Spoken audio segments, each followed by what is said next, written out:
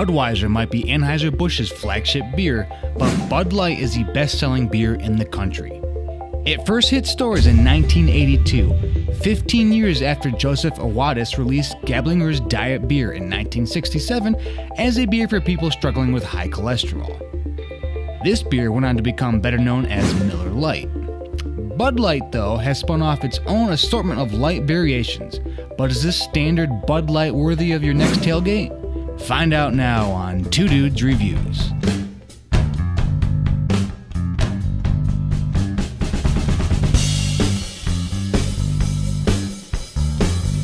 What up, guys? Yeah, today we have good old Bud Light. It's amazing. I got 150 videos up and I have not done Bud Light yet.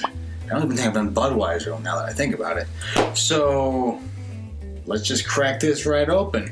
This particular beer reminds me of, I was growing up in Michigan. You know, they got the 10-cent deposit in Michigan. And if any of you guys watched the Seinfeld back in the day, you saw the episode of Kramer and Newman doing the bottle deposit from New York to Michigan. Well, I didn't go to that extent, but me, my sisters, and my mom, on weekends in the early morning, we would go and collect cans, and during like the summertime, so that we just save up and go to Cedar Point in Ohio. That was just, I think it was just something to make, we gotta get the kids to do something. And so that was kind of a thing. And, you know, it helped us feel kind of like, you know, we helped a little bit, you know, I don't know. But that's kind of what we did. And the smell of light beer at the softball complexes, at the softball field in the park, just permeated everywhere. And so whether it's good or bad or whatever, the aroma of stale, wet, light beer is just like locked in my brain from my childhood. A great childhood memory, light beer smell. Anyways, we've got this poured out. I believe this is a 16 ounce can. I don't know. Yeah, 16 ounces. I had friends in. Actually, the other dude in Two Dudes was in town and was just too busy. Didn't get a chance to film or record anything. Go figure. But his lovely wife left this here, and thus it's in the fridge. And I figured, you know what? I have it here. Let's do it. So, all right, here we go. We're going to start off the review with the smell. Childhood. It's childhood right there. It's got, actually, I'm not getting a whole lot. Yeah, I mean, it has that kind of wet bread, lemon zesty aroma. I'm not getting much just smelling it, so I gotta.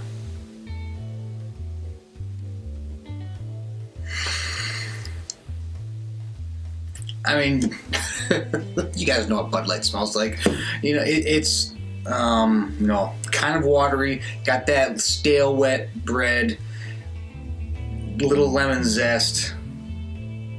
You know, you got the corn aroma brings it down a hair. If I do look, I mean, if without even looking at the actual ingredients, because I think they actually have to list that nowadays, I'm going to step out on a limb and I'm going to say that this probably doesn't have any legit, like barley or wheat or anything like that. It's probably all extract. That's one of the things I noticed when I was looking up the ingredients for Miller High Life. Yeah, it was Miller High Life. Where the only real difference between High Life and Genuine Draft was that Genuine Draft actually was made with the physical product and not extract, which I feel like making it with extract is a little kind of, I know you're trying to make it cheaper, but that, I don't know, that sucks. So I'm gonna step out on a limb and say I would bet that this is all extra. You know, it's extract. It's not actual ingredients. But I mean,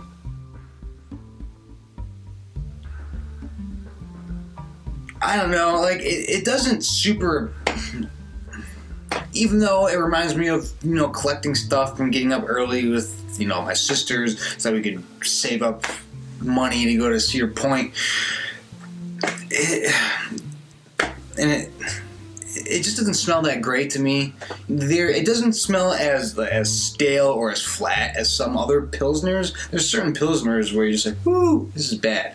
Like Elephant and Heineken, those beers just smell skunked.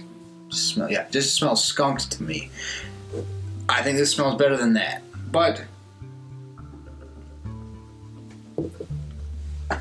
I don't think it smells that.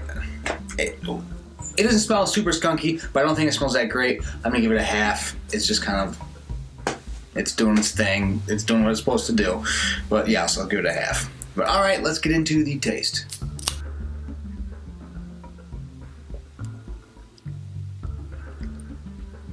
And it when you drink it, you do get a nice crisp taste initially. I think that's more carbonation than the actual flavor. The carbonation really helps give it that kind of bubbly thing that gets to your tongue.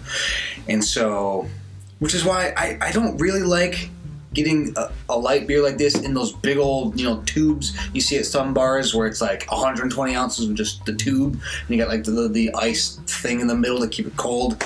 It doesn't have the carbonation, so you're missing out on the bubble thing, which is, I think, very key with this. It's almost like, it's like if you got a big old thing of Guinness, that nitrogen stuff is going to wear down, like it's going to wear and get all screwy.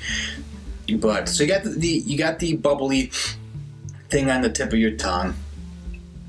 Let's get back into it.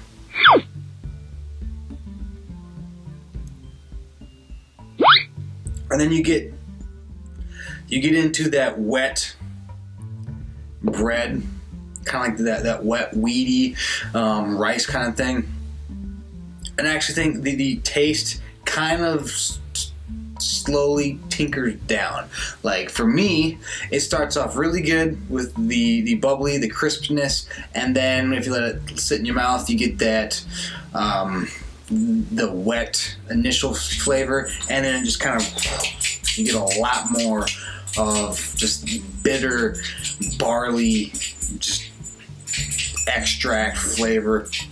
There's probably some high fructose corn syrup in here because this place that they do that. I didn't even realize that was a thing until somebody said that. Yeah, check it out. A lot of these places use high fructose corn syrup. Yeah, the burps are not that good. So, if one.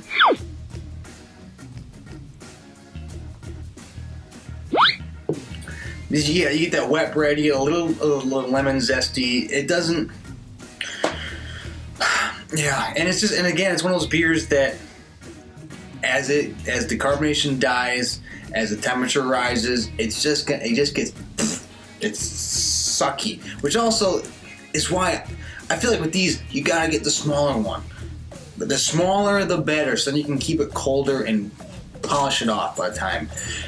My dog constantly visiting. But so honestly, what is it? Corona? Is it Corona do the really, really small bottles, like the 6 ounces? That's key. That is a perfect size. So by the time you're done with that, it's still cold. So I got my 3-legged dog visiting me right now, and the other one just doesn't care. But speaking of not caring, I'm not going to recommend it on taste for this. It's just kind of, it's not my cup of tea. Next category is value for price, and I mean, Bud Light is one of the cheaper things you're gonna get. But honestly, I mean, Bud Light is not that much of a step up from Busch Light, and you're gonna get a lot more for the bang for your buck with the Busch Lights and that kind of stuff. So I feel like if I'm gonna get a big thing of beer, and I'm just saving money. I mean, I'm obviously getting the cheaper stuff anyways. I'm just gonna go with Busch. The taste is negligible. They're both probably using extracts and high fructose corn syrup. And I'm gonna save some cash. I'm gonna get more beer for the dollar. And so I'm not gonna recommend it for value for price because there are very similar beers for less, especially from the same company. So Yeah. Next category is distinction. How distinct is it? And I mean, there are people out there that can taste the difference between Bud Light, Miller Lite, Coors Light. I feel like I could probably pick out a Coors from the other ones. I don't have a ton. I haven't had light beer consistently for a very long time. Usually it's more of a thing where you're at a stadium and the Bud Light is $8 and the micro beer is like 14. And it's like, it's not worth it. I'll just go with the $8 Bud Light. It's not very often that I have a light beer, so I can't really discern too much of these kinds of beers from one another. So, and then to be fair, there's only so much you can do with a light lager, anyways. You're very limited. I mean, you have Michelob, which is also from Anheuser-Busch, and the Michelob stuff, it tastes a little different. I think Budweiser probably has more taste than Michelob. Michelob is very watery, in my opinion. But distinction, it doesn't really. A light lager, there's not much you can do with it. So, in terms of distinction, without adding like bananas and coconut flavors and that kind of stuff. So, I'm not going to recommend that distinction. Drinkability, now, something like this, you can tell just by the color how light it is that, yes, you can just, as long as it's cold. Hey, come here. I don't know if I can, she's not really a standy up kind of dog. Again, 3 legs, a little tricky. I'd get them up here, but, yeah. But, drinkability, that's fine. You can crush this real fast. There's a reason that you just shotgun these kinds of beers and it's just boom, done. Not a problem. So, yeah, I'll give it for drinkability. Hold on, I'm gonna see if I at least get the dog. Come here. Hi. Come here. Come here. Come here. Oh. Yes, I can order. Go. So this is Leela. Hi. Say hi. She's freaking out because I'm holding her like this, because I never hold her like this, right? And I got the other dog down here, and it's... Oh. So we all here, this is the 3-legged one. But that's just the dog. Alright, there you go. Sorry. But, okay, yeah, so... Drinkability, yes, that's fine. Now I've riled them up, great. And okay, last category is... Ooh, now I just bumped. Last category is, would I buy it again? And, honestly, no, okay, let's face it. This will not be the last Bud Light that I have for the rest of forever. Yeah, I know that this will definitely not be the last Bud Light. There will be more, so I can't really say that I won't buy one again. So I guess I have to give it a half because I'm not really. I buy Bud Lights more out of necessity than because I really want it, and so I have to give it a half because let's face it, we will all, even if we don't like Bud Light, we will all be having more Bud Lights at some particular point in time. Whether it's at a wedding that we're going to, or at least they have the beer available. Man, I can tell you what, the weddings where it's either no alcohol or it's a cash bar, that sucks. But whatever. I'll just leave the wedding sooner. But anyways, that is my review of Bud Light. If you could, subscribe to the channel. If you love Bud Light, let me know if there's a different light beer that you'd rather do, that you're a bigger fan of. Let me know in the comments as well. If there's another beer you think I should try out, let me know, and I'll try to track it down and do all that stuff and do a review for it. And if you can check it out, go to subscribe to the Instagram account. It's just 2 dudes in a 6-pack.